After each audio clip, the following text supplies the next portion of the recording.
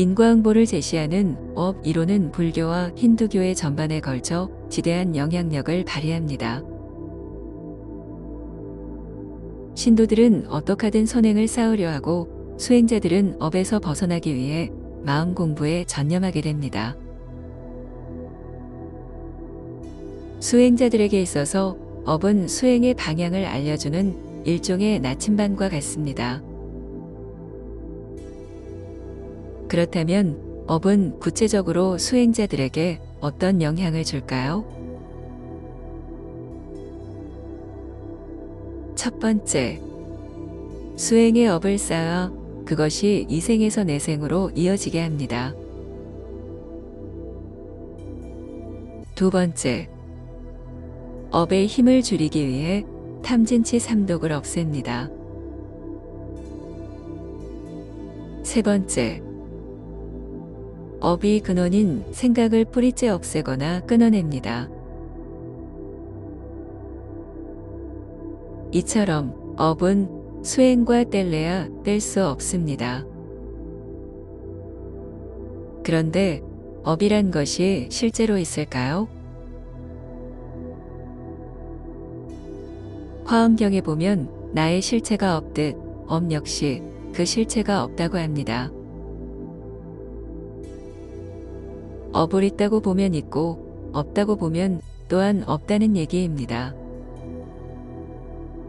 하지만 현실에서는 업의 영향을 부풀려서 강조하고 있습니다. 그래야 그 업을 어떻게든 잘 짓기 위해 마음을 닦는다는 명제가 나오기 때문입니다. 마음을 거울에 빗대고 그것에 붙은 탐진치의 때를 닦는다는 개념이 만들어지는 것이지요.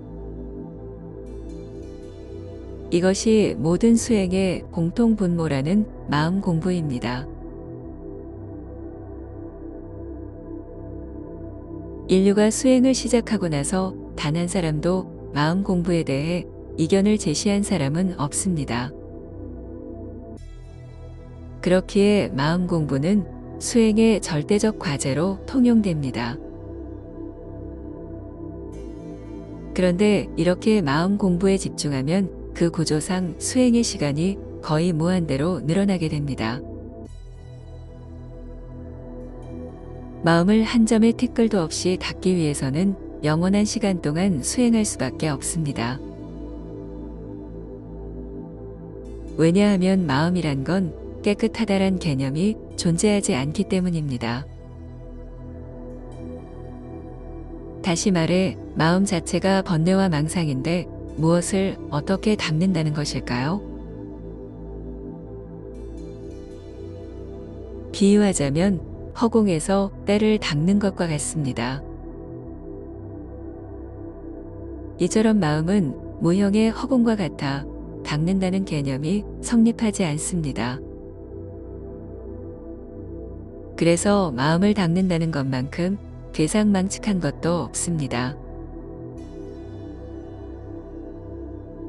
엄밀히 말하면 마음을 닦는다는 것은 가치관을 올바르게 정립하는 것을 말합니다. 사리 판단이 반듯해서 전체를 바라볼 수 있는 견식이 생긴 것입니다. 나만 보지 않고 우리를 보면서 판단할 수 있는 가치관, 이것이 마음이 닦인 상태입니다. 예를 들어보겠습니다. 종교인들 가운데는 효녀 심청처럼 순하고 선한 분들이 많습니다. 이런 분들을 보면 정말 마음이 거울처럼 깨끗해 보입니다. 그런데 자신이 속한 종교가 핍박받았을 때 아무렇지도 않게 시한폭탄을 허리에 두르고 자폭을 감행하거나 그러고 싶은 생각이 굴뚝처럼 치밀어 오릅니다. 방금 전에 봤던 맑고 깨끗한 그들의 마음은 어디로 간 것일까요? 이처럼 마음이 닦여 있다는 말은 논리적으로 타당하지 않습니다. 마음은 어떤 대상이 아니어서 얼룩지거나 닦아지는 것이 아닙니다. 늘 그 모습 그대로 청정이 존재하고 있을 따름입니다. 그래서 마음에서 탐진치를 털어낸다는 것은 역대급 희론입니다. 나를 포함한 전체를 바라볼 수 있는 가치관을 키우면 그것이 진짜 마음 공부가 됩니다. 이 얘기는 지적 공부가 마음 공부라는 얘기입니다. 잡지식만 가득 쌓아 놓으라는 것이 아니라 존재론적 철학 공부와 올바른 가치관의 정립이 필요하다는 것입니다. 그렇다면 왜 세상에는 마음 공부 타령이 그치질 않는 것일까요? 사람을 길들이기 위해서는 두 가지 채찍이 필요합니다. 첫 번째는 신앙입니다. 신앙으로 길들이면 사람들이 로봇처럼 변하기에 지배자의 고미에 딱 맞습니다. 그런데 지적 수준이 좀 높은 분들은 신앙이 여간해선 주입되지 않습니다. 그래서 등장한 것이 마음 공부입니다.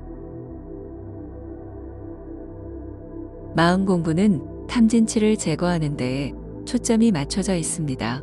그런데 잘 따져보면 마음에서 탐진치를 지우면 지울수록 조직에 대한 순응도는 높아집니다. 권력을 탐하지 않고 권력의 억압에 분노를 일으키지 않고 권력에 대항하는 어리석음을 범하지 않게 되니까요. 이는 마치 기독교에서 말하는 원죄설과 일치합니다. 그 원죄라는 것이 불교나 힌두교에서는 탐진치 삼독인 것이지요. 이렇게 사람들을 문제가 있는 존재로 놓고 출발해야 조직은 번성하게 됩니다. 사실 탐진치라는 건 좋은 것도 나쁜 것도 아닙니다. 당신의 눈앞에 칼이 놓여 있다고 칩시다. 이 칼을 보고 좋다 나쁘다 말하는 사람은 없습니다. 왜냐하면 칼은 쓰기에 달렸으니까요. 탐진치 역시 똑같습니다. 탐진치를 타인에게 해를 끼치는 데에 쓰지 않으면 됩니다. 가령 탐을 구도육이나 청사진의 설계에 쓰고 진을 아상을 타파하는 동력으로 삼고 지를 겸허하고 양보하는 하심에 활용하면 되는 겁니다. 즉 탐진치가 문제가 아니라 그것을 쓰는 사람의 가치관에 달린 것입니다. 자신의 이성적 수준을 높이면 마음 공부는 저절로 됩니다. 그런데 그럴 생각은 않고 탐진치를 없애려고 마음을 헤집는다면 이것이 도리어 마음에 흙탕물을 일으키는 꼴이 됩니다. 가령 3살 때부터 마음 공부에 전념하는 유교의 사대부들이 어떠하며 신에게 모든 것을 바친 종교인들의 마음이 어떠하며 마음을 전문적으로 닦는다는 수행자들의 마음이 어떠하던가요? 사실 평범한 사람들과 차이가 없으며 어떤 면에서는 훨씬 못하지 않던가요? 이런 점 때문에 노자가 세상에서 말하는 선이란 것이 사실은 선이 아니다라고 외친 것입니다. 선행이나 양심을 강조하면 그것과 반대되는 개념도 따라붙어 사실상 효과가 없게 되고 심지어 자기에 의해 더 안 좋게 변하는 경우도 비일비재합니다.